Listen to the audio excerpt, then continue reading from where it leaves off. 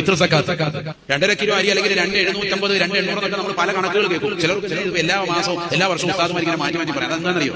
അരി തൂക്കം പലതാണ്. നമ്മുടെ നെയ്ച്ചോറിന്റെ അരിയും ബിരിയാണി അരിയും ബസുമതി അരി വേറെ റൈസ് തൂക്കുമ്പോൾ ഓരോ തൂക്കത്തിനും ഓരോ അളവാണ് കറക്റ്റ് വരുന്നത്. ഇപ്പൊ 2.5 കിലോ തൂക്കിയാൽ അത് കുറച്ചുണ്ടാവുള്ളൂ, അതിൽ വേറെ അളവ് വ്യത്യാസം. അതുകൊണ്ടാണ് സൂക്ഷ്മത പ്രകാരം എപ്പോഴും ഒരു 2.700 അല്ലെങ്കിൽ 2.750 വെക്കാൻ ഉസ്താദുമാർ പറയുന്നതിന്റെ കാര്യം. കാരണം ഇന്നത്തെ കാലത്ത് അരി പല മോഡൽ വരുന്നുണ്ട്. അപ്പോൾ 2.600, 2.700 ഒക്കെ വെച്ചേക്കാം. 2.400 മതി എന്ന് പറയുന്ന പണ്ഡിതന്മാരുണ്ട്. ഇനി അതൊരാൾ അമൽ ചെയ്ത് അങ്ങനെ കൊടുത്തുകൊണ്ട് മാഷാ അല്ലാഹ് അതിനൊന്നും കുറ്റമില്ല. നമ്മളെപ്പോഴും ഒരു അല്പം കൂടുതൽ ഇരിക്കട്ടെ, കുറയണ്ടല്ലോ. മാഷാ അല്ലാഹ്, അല്ലാഹു തൗഫീഖ് നൽകട്ടെ. അപ്പൊ വീട്ടിലുള്ള ഒരാളുടെ തലക്ക് എണ്ണിക്കൊണ്ട് 5 പേരാണെങ്കിൽ 5 പേരുടെ കണക്കാക്കിക്കൊണ്ട് ആ രീതിയിൽ കൊടുക്കുക. 12.5 കിലോ മാറ്റി വെക്കുക, 2.5 വെച്ച് ഉദാഹരണം. അങ്ങനെ ഓരോരുത്തർക്ക് കണക്ക് ചെയ്തിട്ട് ഫിത്ർ സക്കാത്തിന്റെ അരി കൊടുക്കുക. ചിലർ സംശയം വയ്ക്കാറുണ്ട്, ഇത് നോമ്പ് ഒന്നിനും കൊടുത്തേക്കാം. കൊടുക്കുന്നതിന് വിഷയമൊന്നുമില്ല. നോമ്പ് 1 മുതൽക്ക് കൊടുക്കൽ അനുവദനീയം ഫിത്ർ സക്കാത്തിന്റെ അരി.